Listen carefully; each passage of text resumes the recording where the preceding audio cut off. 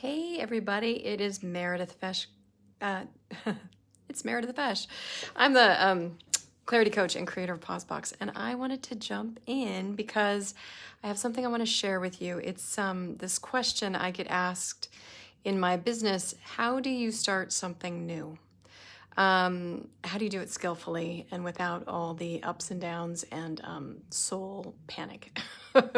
So a lot of you know my story. 3 years ago, I jumped from corporate, took a year off. I call it my Soulbbatical, to figure out what it was I wanted to do next. And it was something that I couldn't do while still working at my last job. I really needed to create the space to open up that creative energy and allow for kind of inner guidance and wisdom to pour in. Plus, I needed a freaking break and I just needed to rest.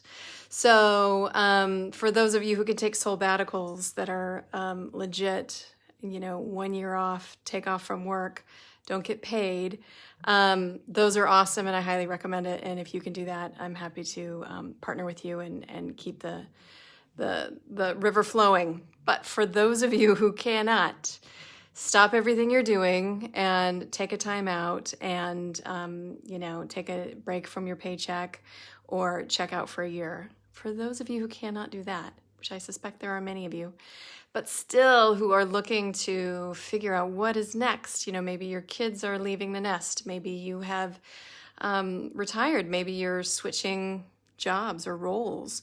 Maybe you're you own your own business and you've decided whatever you were doing just wasn't quite turning you on and you want to develop a new product or program or service.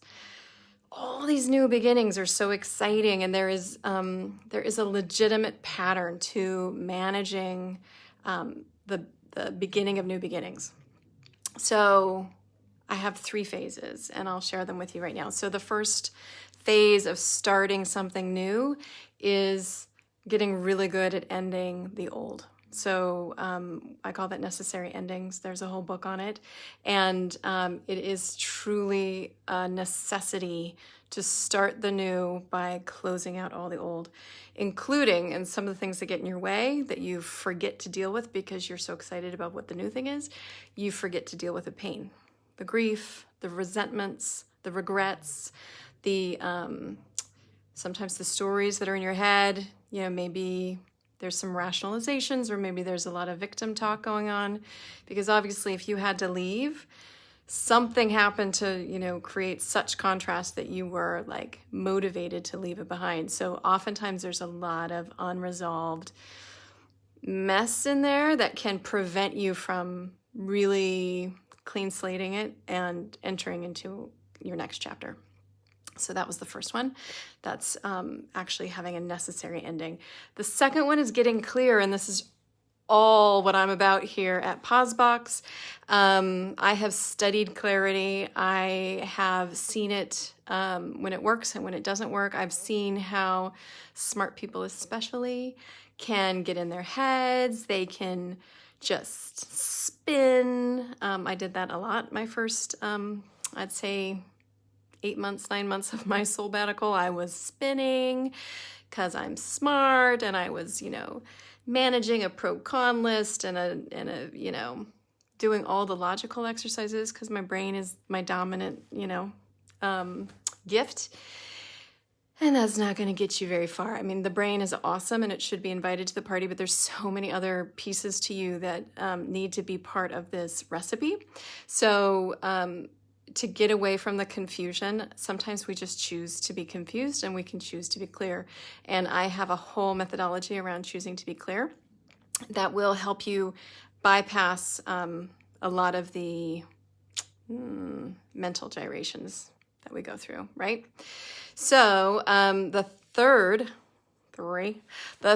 step in starting something new is taking inspired action. And this is not taking any action. This is not taking action because you feel like you're, not as far ahead as you're supposed to be, or that you're losing ground, or that so-and-so's got a better idea, or that you're not enough. No, that's not the action we're taking. We're taking inspired action. And what that means is typically we get caught up in a lot of waiting for things to be perfect, waiting for things to get all figured out, waiting for, yeah, that's usually it. It's like waiting for it to be perfect, waiting to get trained, waiting to have all the certifications, waiting for all the ducks to line up, waiting for the whole vision to become clear, waiting. That is not inspired action. Action is action.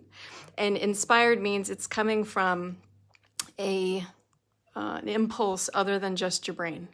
So it has gut wisdom, it has inner wisdom, it has intuition, it has all the shuns to get you moving and getting feedback, because the universe loves it when you take action. It gives you lots of feedback to say this way, that way, this way, that way, and it lights up a whole path in front of you. So that's the third step of starting new, is taking inspired action. And I would say an expert at discerning the difference between the two, because I'm an action taker, and I know when it's not inspired.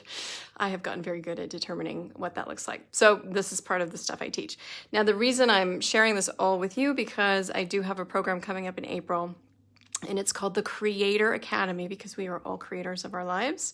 The Creator Academy, it's a 90-day Soulbbatical, and it's to help you powerfully create your next chapter, whatever that is for you. And it can be done without leaving your job and without taking a year off. This is to be done in a group, and I will coach you through how to get that space so that you can reflect, get clear, and take inspired action toward that next vision of yourself.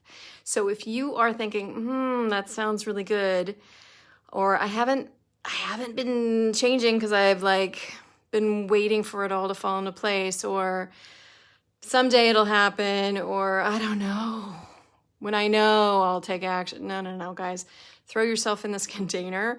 You will have the support you need to identify and get super clear at a body level of what it is that you're about and what you need to do next. And then through the structure that I have, you will be supported in taking all that action. Plus, there's a little accountability, because, we like to resist. And we like to stay safe, because who doesn't, right? So this is why the group is so powerful. Is there anything else I want to tell you? I think just that it's time to embrace whatever that next is. If you're on the verge and you now have more time or more energy or interest in doing something bigger, or just exploring a new side of yourself, that creative side of yourself, and you kind of want to put to bed some of the older, more rut thinking, let's talk. I would love to connect with you, share my approach, and see if it's a fit. And obviously, I would love to hear your questions. So leave those down below, and I will talk soon. Thanks.